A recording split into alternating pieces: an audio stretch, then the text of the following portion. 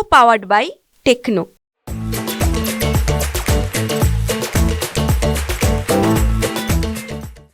आज केंद्रीय निवडणुकी समितीची बैठक आहे। या समितीमध्ये, या केंद्रीय निवडणूक समितीमध्ये साधारण भारतीय जनता पार्टीकडे असलेल्या सीट आणि मागच्या वेळी काही सीट आम्ही लढवल्या, पण थोड्या थोड्या मतांनी आम्ही जिंकू शकलो नाही, अशा सीटवर चर्चा होईल।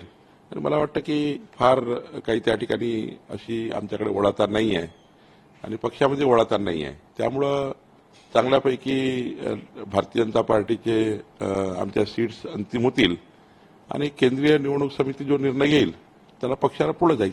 काही जे आपले आमदार आहेत ते रिपीट होणार आहे की त्यामध्ये काही बदल होऊ शकतो ज्यांच्याबद्दल अँटी इन्कम्बन्सी? याचं संपूर्ण सर्वेक्षण केंद्रीय नेतृत्वाने केलं आहे। त्यामध्ये कोणाची अँटी इन्कम्बन्सी आहे, कोण जिंकू शकतं, कोण नाही जिंकू शकत, याबद्दलचा निर्णय तर केंद्रीय निवडणूक समिती करेल। हिंदी में बताइए, आज केंद्रीय चुनाव समिति की बैठक है, क्या निर्णय होने वाला, क्या अपेक्षित है? आज केंद्रीय चुनाव समिति है जो हर बार चुनाव में होती है। उसमें जो हमारी सीटिंग सीट है बीजेपी की, और हमारे पास पिछले बार चुनाव में हमने थोड़ी थोड़ी वोटों से हारे हैं, उस सीटों पर निर्णय होगा या चर्चा होगी। और केंद्रीय चुनाव समिति के पास जो सर्वेक्षण है, वो सर्वेक्षण के आधार पे कौन जीत सकता है, कौन फाइट कर सकता है, महायुति में आप आगे कैसे जाएंगे, ये सारे विषय को चर्चा होती है।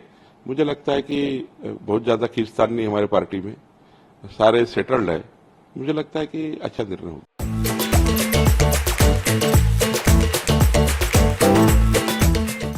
जो वर्तमान विधायक उनके क्या टिकट कट सकते हैं क्या एंटी इन्कम्बेंसी के कारण? ये सारा सर्वेक्षण केंद्रीय चुनाव समिति ने किया है।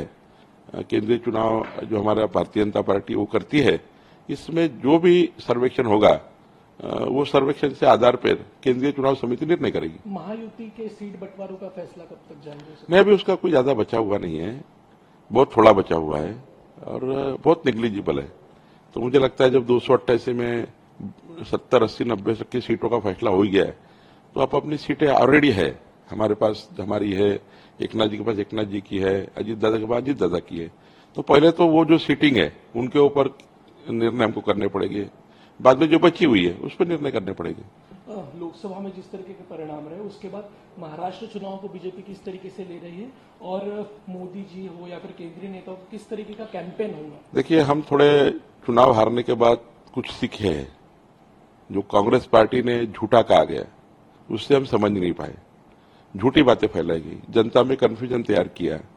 इसलिए हम थोड़ा लोकल जो नैरेटिव थे उसको रोक नहीं पाए। हम यही चुनाव लड़ते रहे कि मोदी जी विकसित भारत का संकल्प किया है, उस संकल्प को आगे लेके जाने के लिए काम करना है।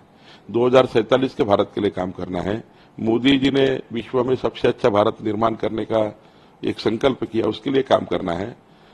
तो इसके लिए वोट चाहिए। हम वोट मांगते गए विकसित भारत के लिए, और कांग्रेस पार्टी झूठी बोलते गई। इसलिए हमारे पास कुछ हम चुनाव में वो उनका नैरेटिव पकड़ नहीं सके। लेकिन अभी चुनाव हारने के बाद हमारे महाराष्ट्र की जनता को लगता है कि भाई मोदी जी प्रधानमंत्री बने हैं, यही देश आगे लेके जा सकते हैं, मोदी जी ही देश को विश्व में सबसे अच्छा भारत कर सकते हैं। ये भावना जनता के मन में है। मुझे लगता है लोकसभा का जो चुनाव था वो पार्लियामेंट का चुनाव था, देश का चुनाव था, लेकिन पंचायत जैसा हुआ। अब चुनाव जो है डबल इंजन सरकार का होगा। केंद्र की एक इंजन सरकार जो मोदी जी की सरकार है, 2029 तक अभी सरकार है, और राज्य में भी अभी अगर दो सरकार आती है 2029 तक, तो दोनों सरकार मिला के इस महाराष्ट्र के 14 करोड़ जनता के लिए, विकसित महाराष्ट्र के लिए, विकसित भारत के लिए महाराष्ट्र की जनता अब झूठे प्रचार पे नहीं जाएगी। कांग्रेस पार्टी के ये जो नौटंकी है उसके ऊपर नहीं जाएंगी। कांग्रेस पार्टी ने जो भूल भुलैया किया है उसके ऊपर नहीं जाएगी। लोग अभी ईमानदारी से, जब हम वोट मांगेंगे, ईमानदारी से जनता में जाएंगे, तो मोदी जी को देखते हुए, मोदी जी के विकसित भारत को संकल्प देखते हुए महाराष्ट्र की सरकार लाने के लिए मुझे लगता है लोग वोट देंगे।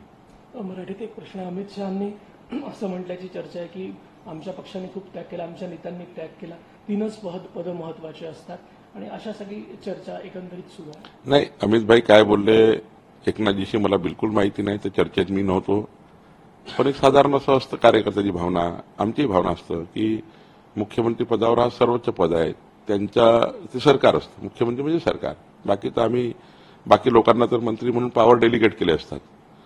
तर मुख्यमंत्री एकनाथजी आहे, आमचा एवढा मोठा पक्ष आहे. साधारण भावना अशी असते की मोठा पक्ष असतो त्याला जास्त न्याय द्यायचा असतो, त्याला निधी जास्त द्यायचा असतो, समित्यामध्ये जागा वाटपामध्ये सरकारमध्ये जास्त प्रतिनिधित्व द्यायचं असतं.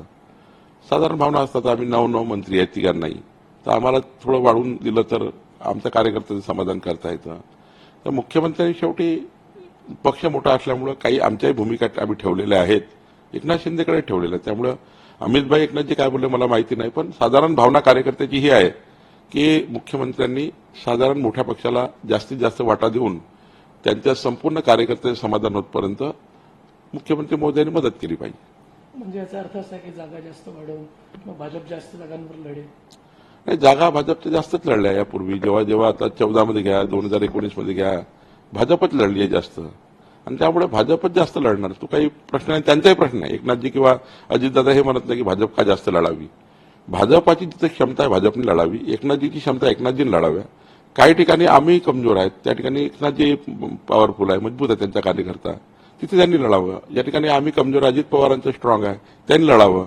ज्या ठिकाणी आम्ही स्ट्रॉंग आहे ते दोघंही त्याच्या ठिकाणी कॅन्डिडेट नाहीये, त्या ठिकाणी आम्ही लढावं, अशी भूमिका आहे. कार्यकर्ताओं के मन की बात, शायद अमित शाह जी ने एकनाथ शिंदे को कहीं ऐसा कहा जा रहा है कि आप मुख्यमंत्री जरूर हो लेकिन हमारे पार्टी के लोगों ने भी त्याग किया है. देखिए, एकनाथ जी के साथ माननीय अमित भाई क्या बातचीत की है मुझे नहीं मालूम, मैं नहीं था उस मीटिंग में, लेकिन ये भावना कार्यकर्ता की तो है कि सबसे बड़ी पार्टी, 113 विधायकों की पार्टी, उस पार्टी का डिप्टी सीएम है और डिप्टी सीएम देवेंद्र जी उसमें है, तो सरकार ने ज्यादा से ज्यादा ख्याल 113 विधायक की पार्टी पर देना चाहिए. पिछले बार हम 160 के ऊपर सीट लड़े थे, तो भावना कार्यकर्ता की कम से कम ऐसी सीटें हम लड़े, तो ठीक है. तो भी हमने निर्णय किया है कि एकनाथ जी, अजितदादा, देवेंद्र जी ये बैठकर, हमारी पार्टी बैठकर जो भी महायुति जीतने के लिए जो सीटों का बंटवारा होगा वहां पर हम अच्छे से लड़ेंगे. सीटों का आग्रह नहीं है, जीत सकते वहां पर हम सब लोग मिलकर जीतने के लिए प्रयास करेंगे. नंबर में गेम में नहीं फंसेंगे, लेकिन जो जीत सकते हैं वहां हम युति में काम करेंगे. को पावर्ड बाय टेक्नो.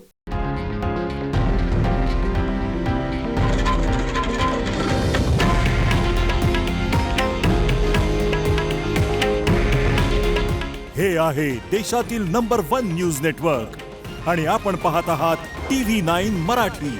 काळजी तुमची, हित महाराष्ट्राचं.